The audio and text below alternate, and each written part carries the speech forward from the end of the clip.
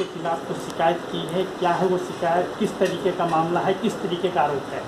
Nagpur smart city and sustainable development corporation limited ये SPV company है। ये कंपनी में बोर्ड ऑफ डायरेक्टर्स रहते हैं 15 नामों से। ये डायरेक्टर ये अपॉइंट होते हैं। पहली बोर्ड ऑफ डायरेक्टर की मीटिंग में कौन होना ये निश्चित हुआ। नाम से डायरेक्टर उसमें अपॉइंट हुए और उसके बाद में ये कंपनी के डायरेक्टर और सीईओ ये सब मिलके बीओडी के माध्यम से कंपनी का कारोबार चलता है। इस कंपनी की आखिरी मीटिंग बोर्ड ऑफ डायरेक्टर्स की 31 दिसंबर को हुई। 31 दिसंबर को मीटिंग होने के बाद में 27 जनवरी को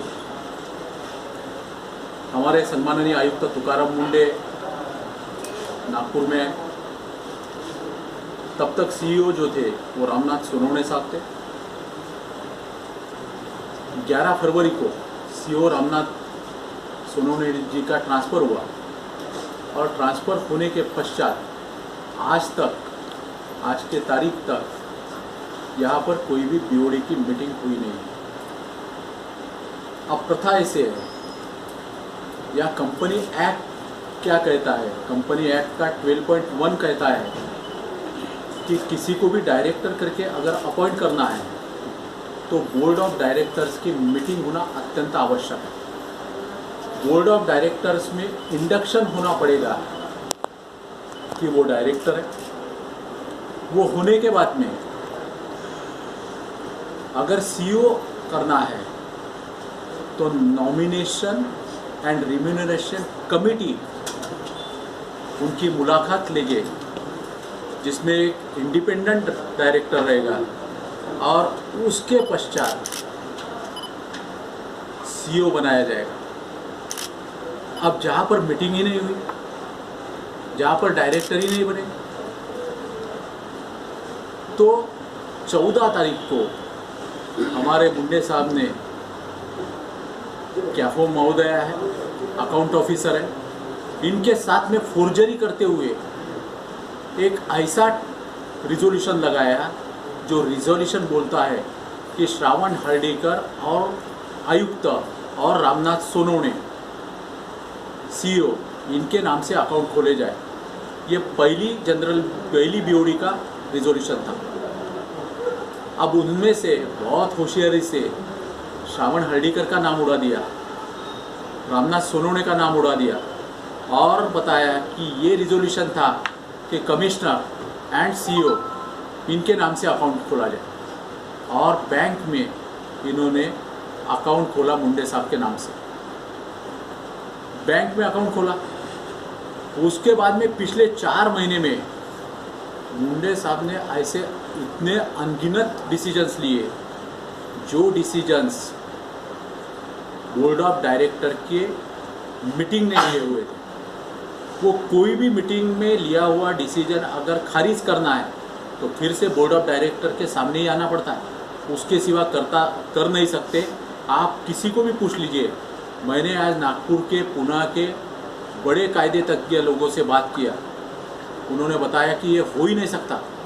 उनका कहना ऐसा है कि मैंने वर्बली चार्ज लिया। अरे वर्बली ले ही नहीं सकते, आप किसी को भी पूछ लीजिए। जिसको कंपनी एक्ट पता है वो कहता है वर्बली ले नहीं सकते। इन्होंने वर्बली चार्ज तो लिया ही लिया, सीईओ का भी चार्ज लिया। सीईओ का ये करके फोर्जरी करके डॉक्यूमेंट्स, महाराष्ट्र बैंक में डॉक्यूमेंट्स चेंज किए, अपना नाम डाल लिया, सीईओ करके स्टैंप लेके उसके ऊपर साइन मार के काम चालू कर दिया। और साथ में आपको आश्चर्य लगेगा, जो फंड, जो फिक्स डिपॉजिट स्मार्ट सिटी का 18 कोटी का था, उसको लिक्विडेट किया और उसमें से 18 करोड़ रुपए जो भी आए वो प्राइवेट कंत्राटदारों को दिया। पीएफ के अकाउंट में गड़बड़ी है, पीएफ के पैसे 1.5 साल से दिए नहीं, उसका इंटरेस्ट जो था वो इंटरेस्ट भी दे दिया कंपनी ने। ऐसे अनगिनत बातें हैं जो इलीगलिटीज़ है इरेगुलरिटीज़ है, क्रिमिनल ऑफेंस है, ये सब देखने के बाद में हम 2 डायरेक्टर्स ने आज जाके सदर पुलिस स्टेशन में उनके खिलाफ बाकी कलम जो है यानी 420 से लेके 463 है, 464 है, 465 है, 471 है, क्रिमिनल ऑफेंस दर्ज किया जाए, ये रिक्वेस्ट लेके हम सदर पुलिस स्टेशन गए।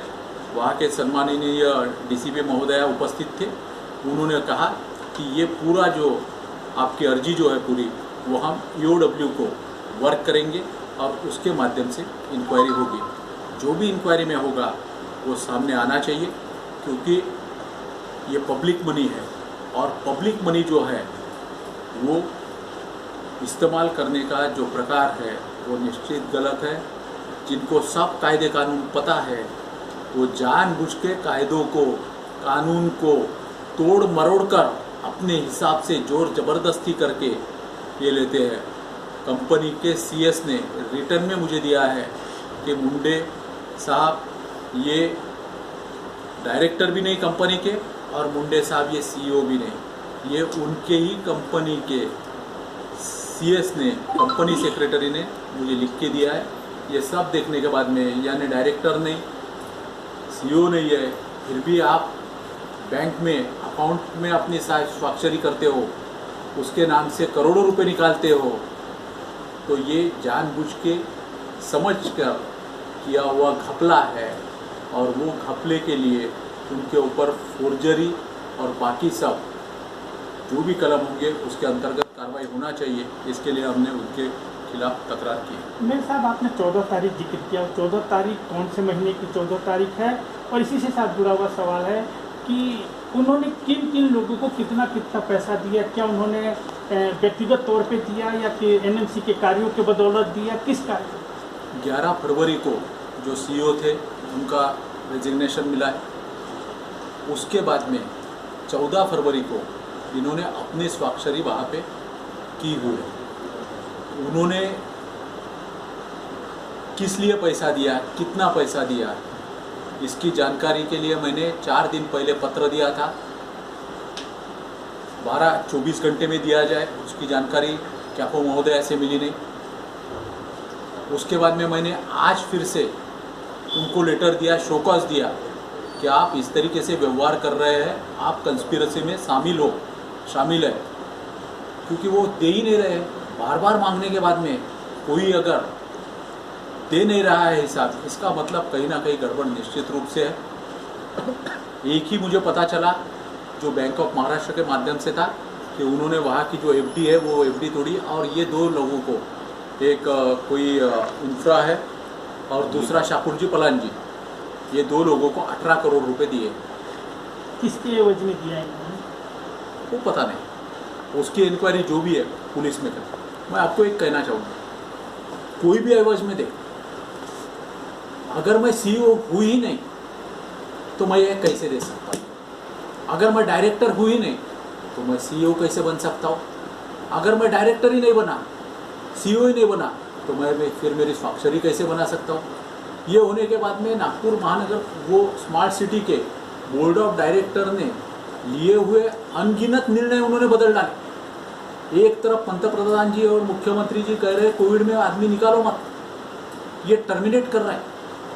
पॉलिसी में लिखा है एचआर के 1 महीने का नोटिस देना चाहिए, नहीं, बिल्कुल ज़रूरत नहीं, निकाल के फेंक दिए लोगों को। तो किस तरीके से नियमों का पालन आप कर रहे हैं ये दिखता है, और इसीलिए पुलिस को कहा गया है, अर्जी दी है, पुलिस इंक्वायरी करेगी। पुलिस जो भी इंक्वायरी करेगी उसमें से सब दूध का दूध और पानी का पानी हो जाएगा।